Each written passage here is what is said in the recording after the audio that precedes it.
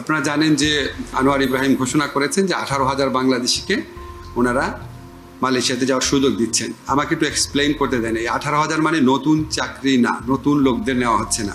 যেমন কালকের অ্যানাউন্সমেন্টের পর আমি দেখলাম অনেকে আমাকে লেখা শুরু করেছে যে 18,000 নতুন চাকরি দিচ্ছে, আমরা কি নিতে পারবো কি না। এটা হচ্ছে সেই 18,000 ঠিক না, 17,000 প্লাস আনফর্চুনেট ওয়ার্কার।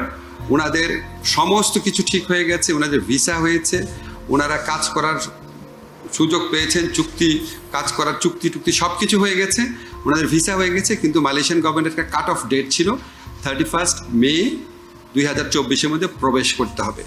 নানান ধরনের জটিলতার কারণে 17,000 প্লাস ওয়ার্কার ওনারা মালয়েশিয়াতে যেতে পারেন নাই। ওনাদের ওয়ার্ক পারমিট হয়েছে, কাজের চুক্তি হয়েছে, ভিসা হয়েছে, কিন্তু যেহেতু 31 মের মধ্যে যেতে পারেন নাই, এই জন্য ওনাদেরকে মালয়েশিয়া সরকার আর গ্রহণ করে নাই বা নতুন কাজে যোগ দেওয়ার কোনো সুযোগ তাদের ছিল না। তো এই আনফর্চুনেট আমাদের যে শ্রমিক ভাই বোনরা আছেন, ওনারা অনেক টাকা পে করেছিলেন যাওয়ার জন্য। ওনাদের কষ্ট এবং যন্ত্রণার কোনো তুলনা হয় না। তা আমরা আমাদের স্যারকে প্রথমেই আমি বলেছিলাম, আমাদের ডক্টর মোহাম্মদ ইউনূস স্যারকেও রিকোয়েস্ট করেছিলাম, স্যার আপনি আমাদের মন্ত্রণালয়ের জন্য এটা একটু ওনাকে বলেন। তো কালকে যখন ওনারা এয়ারপোর্ট থেকে যখন ইন্টারকন্টিনেন্টাল হোটেলে আসছিলেন, তখন স্যার এবং আনোয়ার ইব্রাহিম সাহেব ওনারা ঘনিষ্ঠ বন্ধু, এই জন্য ওনারা একই গাড়িতে করে এসেছেন, যেটা আসলে গাড়িতে করে আসার কথা না। এটা ইন্ডিকেট করে ওনাদের কত ঘনিষ্ঠ সম্পর্ক। তারপর যখন ইন্টারকন্টিনেন্টাল হোটেলে আসার পর আমাদের দ্বিপাক্ষিক আলোচনা শুরু হওয়ার আগেই স্যার আমাকে বললো, তোমার যে ওইটা আমাকে বললো, তোমার যে 18,000-এর ব্যাপারটা, এটা কিন্তু আমি অলরেডি বলে ফেলেছি।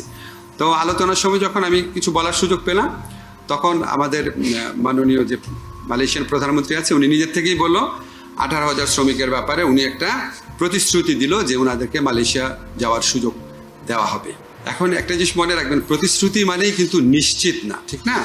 এখন এই কমিটমেন্টটা এসছে, আমরা মালয়েশিয়াতে আমাদের যে বাংলাদেশ হাই কমিশন আছে, এটার মাধ্যমে এবং আমাদের মিনিস্ট্রির মাধ্যমে এই প্রতিশ্রুতিটাকে যত দ্রুত সম্ভব কার্যকর করার জন্য আমরা প্রচেষ্টা চালাবো।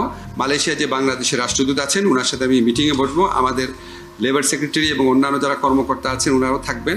আমরা একটা রোড ম্যাপ তৈরি করব কত তাড়াতাড়ি ওনাদেরকে পাঠানো যায়। এছাড়া যখন মিটিংয়ে আমি কথা বলার সুযোগ পেয়েছিলাম, যখন আমি ওনাকে আরও 3টা অনুরোধ করেছি। একটা হচ্ছে আমাদের মালয়েশিয়াতে যে বন্ধ বাজার আছে, মালয়েশিয়াতে আবার এই বাজারটাকে ওপেন করা, যাতে আমরা নতুন করে শ্রমিক পাঠাতে পারি। সেকেন্ড, আমি রিকোয়েস্ট করেছি যে 100 জনের যে সিন্ডিকেট ছিল, সিন্ডিকেট শব্দটা উচ্চারণ করিনি, আমি বলেছি যে রিক্রুটমেন্ট প্রসেসটাকে ওপেন করে দেওয়ার জন্য, সকল আপনার যারা রিক্রুটিং এজেন্সি আছে সবার জন্য ওপেন করার জন্য, ট্রান্সপারেন্ট করার জন্য। থার্ড, বলেছিলাম যে ওনাদের ওখানে একটু ওয়েজেস বাড়ানো যায় কিনা। তো উনি শুনেছেন, একটু মনে হলো সিম্প্যাথেটিক্যালি শুনেছেন। তো আমরা এটা পার্সু করব। এবং আমাদের প্রধান উপদেষ্টা আছেন, আপনারা জানেন গ্লোবালি উনি অত্যন্ত রেসপেক্টেড একজন মানুষ, ওনাকে অন্যভাবে সম্মান দেয় পৃথিবীর বিভিন্ন দেশের রাষ্ট্রপ্রধানরা। এবং স্যার আমাকে একটু নিশ্চয়তা দিয়েছেন, প্রবাসী যারা শ্রমিক আছে তাদের কল্যাণের জন্য এবং প্রবাসে আমাদের কর্মসংস্থান বৃদ্ধির জন্য যা করা দরকার, স্যারের সহযোগিতা আমরা সব ক্ষেত্রে পাবো। উনি বেশ কয়েকবার আমাকে বলেছেন। এ প্রসঙ্গে আপনাদের আমরা আরেকটা জিনিস জানাতে চাই, আমরা একবার কিছুদিন আগে ঘোষণা করেছিলাম যে যারা প্রবাসে মিডল ইস্টে যাচ্ছেন, মধ্যপ্রাচ্যে আমাদের যে শ্রমিক ভাই বোনরা যাচ্ছেন, ওনাদের জন্য আমরা এয়ারপোর্টে অনেক ফ্যাসিলিটিস দিব, ভিআইপিরা যেরকম ফ্যাসিলিটিস পায় সেরকম দিব, কিন্তু বলেছিলাম যে লাউঞ্জের ব্যবস্থা করা যাবে না। আজকে আপনাদেরকে আমরা আনন্দের সাথে জানাতে যাই, আমরা আমাদের মধ্যপ্রাচ্যে যে শ্রমিক ভাই বোনরা আছে ওনাদের জন্য আলাদা স্পেশাল লাউঞ্জের ব্যবস্থা করব।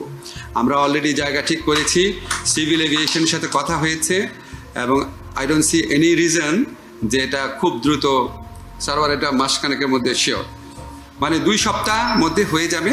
আমরা জায়গাও মোটামুটি ঠিক করেছি, এবং এটা ইনশাল্লাহ এটা হলে আমাদের প্রবাসী শ্রমিক ভাইদের যন্ত্রণার অনেক লাঘব হবে। এটার পাশাপাশি অন্যান্য যে সুযোগ সুবিধা, ওনারা এয়ারপোর্টে যাওয়ার সাথে সাথে ওনাদের সাথে এসকোর্ট করে একজন যাবে, একদম লাস্ট যে প্লেনে ওঠার আগ পর্যন্ত, প্লেনে ওঠার আগে যে লাউঞ্জটা আছে লাস্ট লাউঞ্জ, সেটুকু পর্যন্ত তাকে প্রতিটা স্তরে ওনাদের সাথে মানুষ থাকবে। আমরা মনে করি এটা ওনাদের প্রতি কোনো উদারতা না, এটা হচ্ছে ওনাদের প্রতি আমাদের দায়বদ্ধতা। এটা বহু আগেই করা উচিত ছিল, বহু আগেই আমাদের প্রবাসী যারা ভাই বোন আছে, বিশেষ করে যারা প্রবাসী শ্রমিক আছেন, যারা খুব কষ্ট করে আমাদের রেমিটেন্স পাঠান, তাদেরকে আমরা উপযুক্ত মর্যাদা দিতে পারি নাই।